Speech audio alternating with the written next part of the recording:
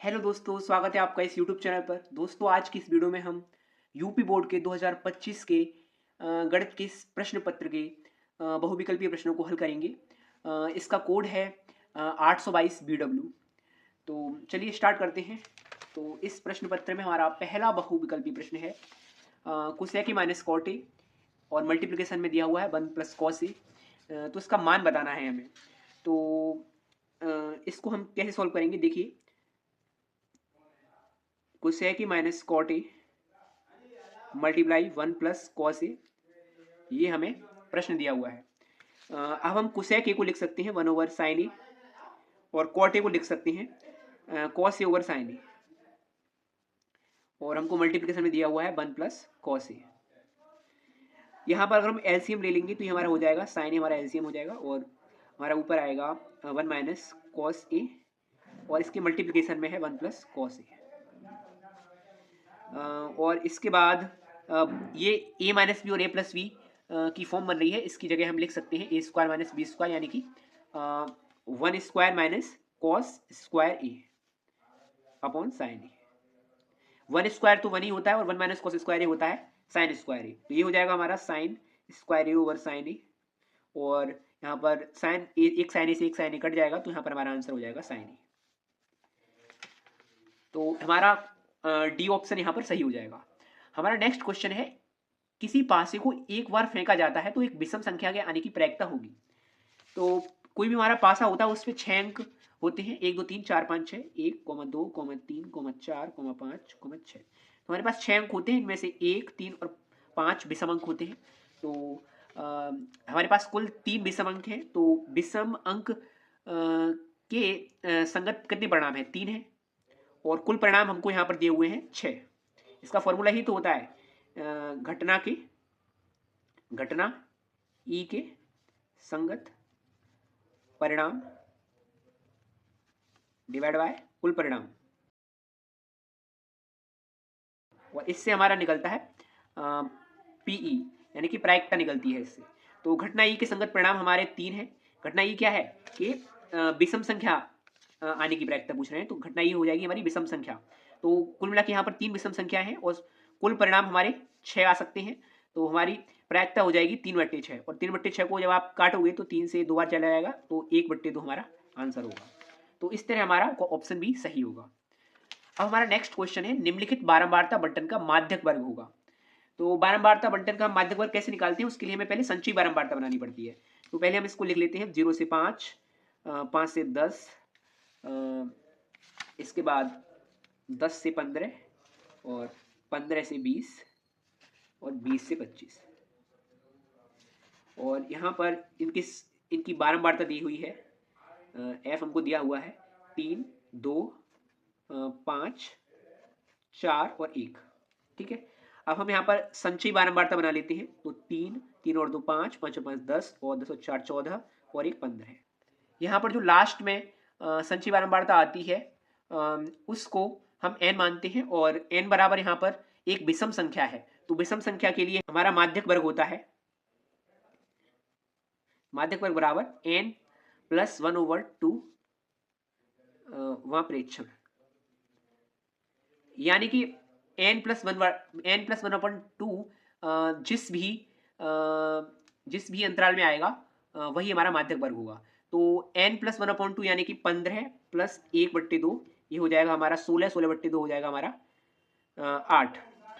तो इस तरह 8 जिस भी वर्ग अंतराल में आएगा वही वर्ग अंतराल हमारा माध्यक वर्ग होगा। तो हम संचयी बारंबारता में देखेंगे कि 8 कहाँ आएगा, यहाँ पर 3 तक आएंगे, यहाँ पर 5 तक आएंगे, यहाँ पर 10 तक आएंगे। तो 5 से 10 के बीच के जितनी भी संख्याएं होंगी वो हमारे इसमें आएंगी। तो इसका जो वर्ग अंतराल है वो दिया हुआ है 10 से 15। तो हमारा 10 से 15 ऑप्शन सही हो जाएगा। तो यहाँ पर हमारा ऑप्शन सी सही है। अब हमारा नेक्स्ट क्वेश्चन है कि निम्नलिखित सारणी का बहुलक वर्ग होगा। बहुलक वर्ग निकालने के लिए हमें हम केवल यह देखते हैं कि किस वर्ग अंतराल की बारंबारता सबसे अधिक है। तो यहाँ पर हम देखते हैं कि 7 से 14 के बीच बारंबारता सबसे अधिक है। तो 7 से 14 हमारा क्या हो जाएगा, बहुलक वर्ग हो जाएगा। तो हमारा ऑप्शन डी सही हो जाएगा। इसके बाद नेक्स्ट क्वेश्चन है 5वां, एक बच्चे के पास एक ऐसा पासा है जिसके फलकों पर निम्नलिखित अक्षर अंकित हैं। तो यहाँ पर ए 2 बार अंकित है, बाकी बी सी डी और ई 1 बार अंकित है। तो यदि 5 से कोई एक बार फेंका जाता है तो ए प्राप्त होने की प्रायिकता होगी। तो ए यहाँ पर 2 बार है, तो हम वापस यही फॉर्मूला लगाएंगे, घटना ई के संगत परिणाम अपॉन कुल परिणाम। तो घटना ई के संगत परिणाम कितने हैं, ए कितनी बार आ सकता है, 2 बार आ सकता है, ठीक है। तो ए के संगत परिणाम 2 हैं, क्योंकि 2 फलकों पर ए संख्या अंकित है। तो यहाँ पर घटना के संगत परिणाम 2 हो गए, और कुल परिणाम यहाँ पर 1 2 3 4 5 6, कुल यहाँ पर परिणाम 6 है। तो हमारा आंसर हो जाएगा 1/3, ठीक है। तो यहाँ पर बी ऑप्शन सही है हमारा। अब बढ़ते हैं नेक्स्ट क्वेश्चन की ओर। हमारा नेक्स्ट क्वेश्चन है, यदि cot थीटा इक्वल टू 8/15 तो साइन थीटा का मान होगा। तो हमारा cot थीटा होता है आधार बट्टे लंब, और जो कि हमको दिया हुआ है 8/15। तो यहाँ से a बराबर हमारा 8x हो जाएगा और l बराबर 15x हो जाएगा। तो यहाँ से हम कर्ण निकाल सकते हैं। तो कर्ण कैसे निकालेंगे, कर्ण स्क्वायर बराबर होता है a square plus l square. तो k स्क्वायर इक्वल टू हो जाएगा 8x square plus l square यानी कि 15x का होल स्क्वायर। तो यहाँ पर k स्क्वायर इक्वल टू 64 हो गया, 64x स्क्वायर प्लस ये हो गया 2225x स्क्वायर। तो k स्क्वायर इक्वल टू 64 और 225 को अगर हम जोड़ेंगे तो ये हमारा हो जाएगा 289x स्क्वायर। तो यहाँ से हम k का मान निकालेंगे तो इधर रूट आएगा, तो रूट में 289x स्क्वायर, इसको जब हम सॉल्व करेंगे तो ये होता है 17 का स्क्वायर होता है, तो 17 और x स्क्वायर बाहर आएगा तो x। तो k बराबर हमारा 17x आया, और हमको निकालना है मान साइन थीटा का। तो साइन थीटा बराबर होता है लंब बट्टे कर्ण। तो l हमारा दे रखा है 15x, देख सकते हैं आप यहाँ पर 15x है, और k हमको दे रखा है 17x। तो 15x ओवर 17x, और x कट गया, ये हमारा आंसर हो जाएगा 15/17। तो यहाँ पर हमारा ऑप्शन सी सही है, ठीक है। हम अब हमारा नेक्स्ट क्वेश्चन है, कोसेक 60 का मान है। तो आपको बस टेबल याद होनी चाहिए। कोसेक 60 उल्टा होगा साइन 60 का, और साइन 60 होता है √3/2। तो साइन 60 जो होता है बराबर होता है √3/2। तो कोसेक 60 हमारा हो जाएगा 2/√3, क्योंकि कोसेक 60 साइन 60 का उल्टा होता है। तो यहाँ पर हमारा ऑप्शन ए सही है, ठीक है।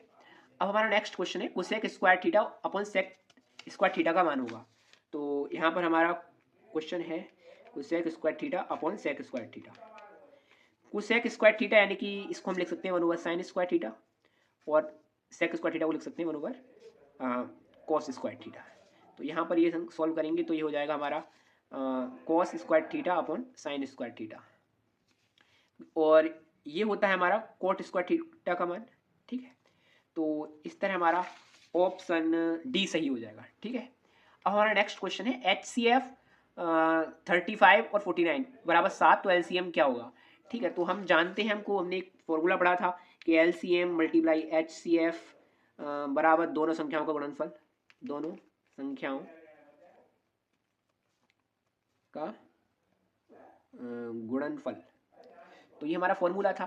तो यहाँ पर हमको LCM हमसे पूछा गया है, ठीक है।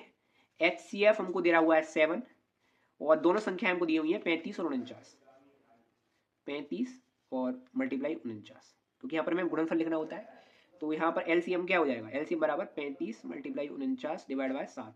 तो 7 से 49, तो 7 बार चला गया, और 35 का जब हम मल्टीप्लाई हम करेंगे 7 में, तो यहाँ पर हमारा आएगा 245। तो यहाँ पर हमारा ऑप्शन सी सही है, ठीक है। अब हमारा नेक्स्ट क्वेश्चन है, दो संख्याओं 306 और 657 का HCF होगा। तो यहाँ पर हमें इनका HCF निकालना है, उसके लिए हमें इनके फैक्टर करने होंगे।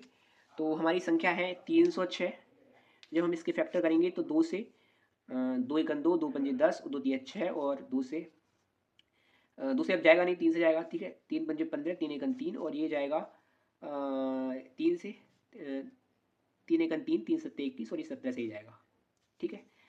इसके अलावा 657, इसके हम फैक्टर करेंगे तो ये 3 से जाएगा, 3 दूनी 6, 3 पंजे 3 1 3, और 3 नाम 27, 3 से 3 7 21, 3 3 9, और ये केवल अब 73 से ही जाएगा, ठीक है। तो यहाँ पर आप देख सकते हैं कि 3 और 3 मल्टीप्लाई 3 इधर भी है, और 3 मल्टीप्लाई 3 इधर ही है।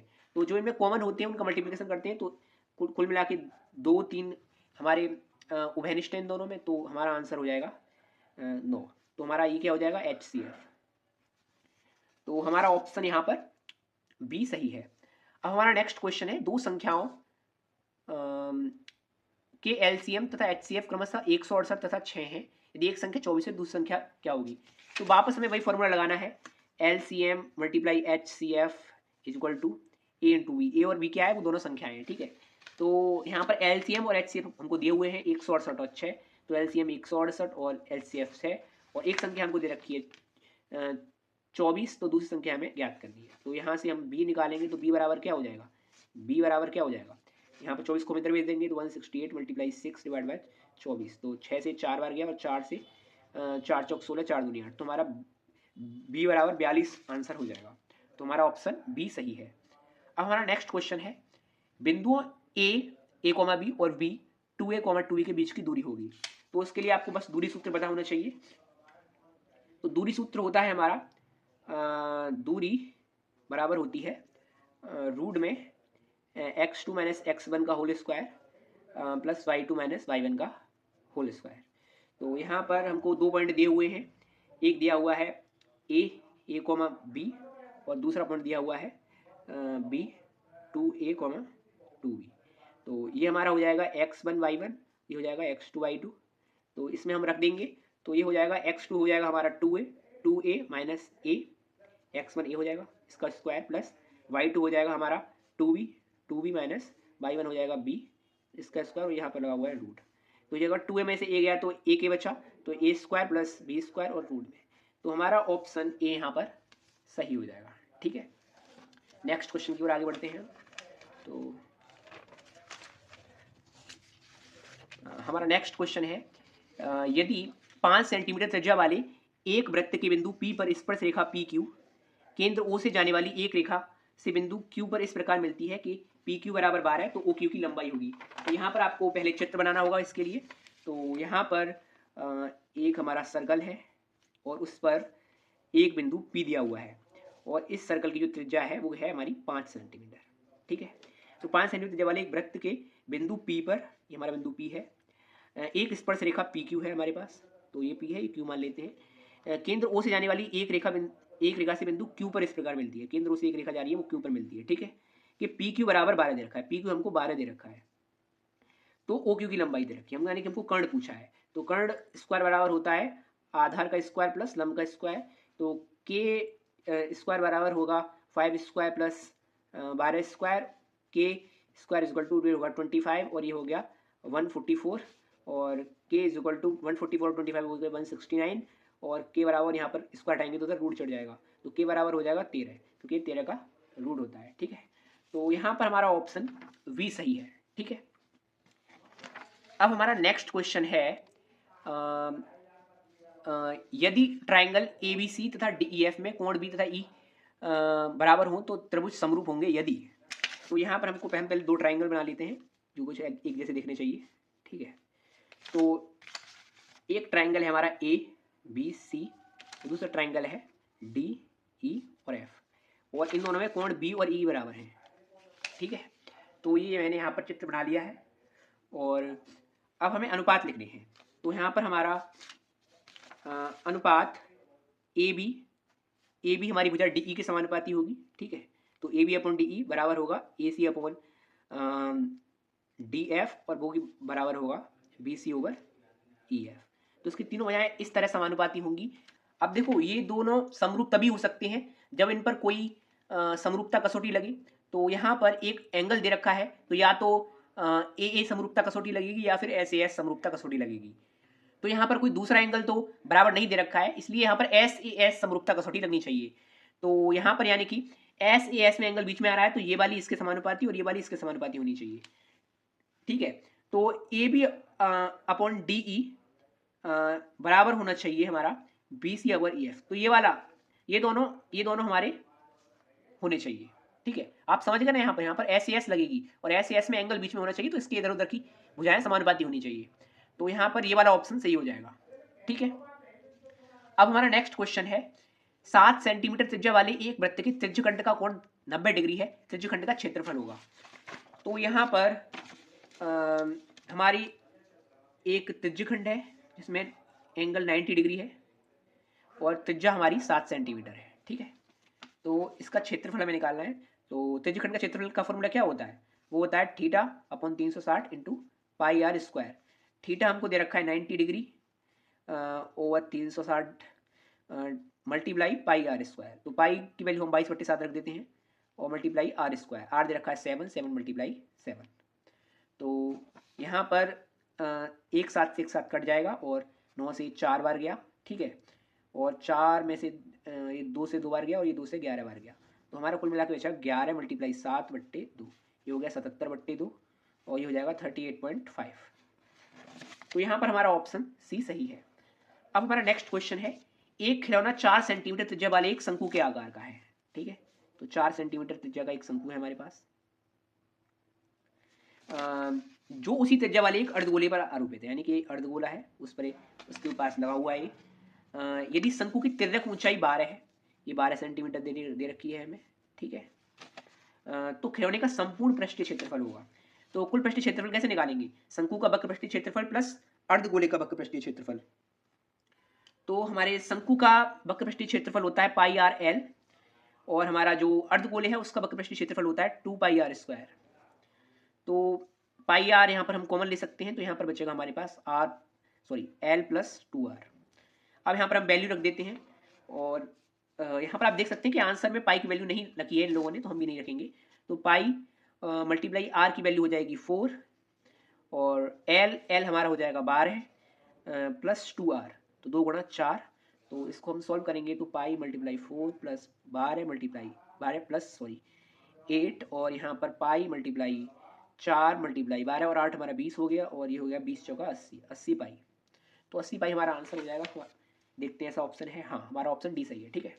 अब नेक्स्ट क्वेश्चन है, द्विघात बहुपद x square plus 7x plus 12 के शून्यक होंगे। तो हमें शून्यांक निकालने हैं इसके। तो हमारा हमको दिया हुआ है x square plus 7x plus 12। तो एक्स स्क्वायर आप देखो 3x एंड 4x इन दोनों को जोड़ेंगे हम तो हमारा 7x आ जाएगा और मल्टीप्लाई करेंगे तो 12 आ जाएगा, ठीक है। तो प्लस 12, तो यहाँ से हम x कॉमन ले लेंगे तो x प्लस 3 बचेगा, यहाँ से हम 4 कॉमन ले लेंगे तो x प्लस 3 बचेगा।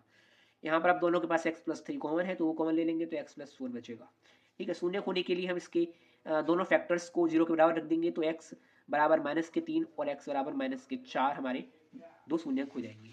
तो -4 और -3 हमारा ऑप्शन ए सही हो जाएगा, ठीक है।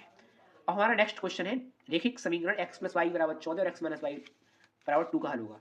तो यहाँ पर x plus Y is equal to 14 दिया हुआ है और x minus Y is equal to 2 दिया हुआ है। इसका हमें हल निकालना है तो सीधे हम विलोपन विधि लगाएंगे, हम दोनों को जोड़ेंगे तो ये दोनों कट जाएंगे। 2x बराबर हमारा हो जाएगा 16 और x बराबर हो जाएगा 8। अब हम पहले समीकरण में रख देते हैं x का मान, तो क्या हो जाएगा 8 plus Y is equal to 14 और y बराबर निकालेंगे तो 14 माइनस 8 करना पड़ेगा जो हो जाएगा हमारा 6। तो हमारा x बराबर 8 हो जाएगा, y बराबर 6। ये हमारा ऑप्शन बी सही होगा। तो x बराबर 8 y बराबर 6, ठीक है। अब नेक्स्ट क्वेश्चन है हमारा, यदि द्विघात समीकरण के X square plus 2 root 6x plus 3 बराबर 0 के मूल समान है तो k का मान होगा। अब आप याद कीजिए कि मूल समान होने के लिए क्या कंडीशन थी? मूल तभी समान होते थे जब बी स्क्वायर माइनस 4ac बराबर 0 होता था। तो यहाँ पर हम वही करेंगे, तो b यहाँ पर क्या हो जाएगा, इसकी हम तुलना करेंगे किससे, ax square plus bx plus c से। तो b हमारा हो जाएगा 2 रूट 6, ठीक है। तो 2 रूट 6 इसका स्क्वायर माइनस 4 मल्टीप्लाई a की वैल्यू हो जाएगी हमारी यानी कि x स्क्वायर का गुणांक तो k हो जाएगा और c हमको दिया हुआ है यहाँ पर 3, ठीक है।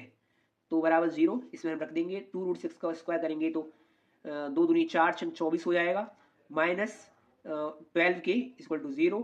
12 के को उधर भेजेंगे तो 24 इक्वल टू 12 के और के बराबर हो जाएगा यहाँ से 12 से इधर डिवाइड करेंगे तो 24/12। तो के बराबर क्या आ जाएगा 12 दूनी 24। तो दो ऑप्शन हमारा दो आंसर हो जाएगा हमारा, ठीक है। तो यहाँ पर हमारा ऑप्शन सी सही है, ठीक है। अब हमारा लास्ट क्वेश्चन है ए पी माइनस के 6 माइनस के 4 माइनस के 2 का 7वां पद होगा।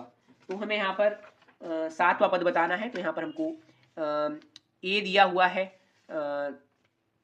माइनस के 6, ठीक है। ए बराबर माइनस के 6 दिया हुआ है और डी हम निकाल सकते हैं। माइनस के 4 में से माइनस के 6 घटाएंगे तो ए बराबर माइनस के 4 माइनस के 6 और यहाँ पर एक और माइनस लगाना पड़ेगा, ठीक है।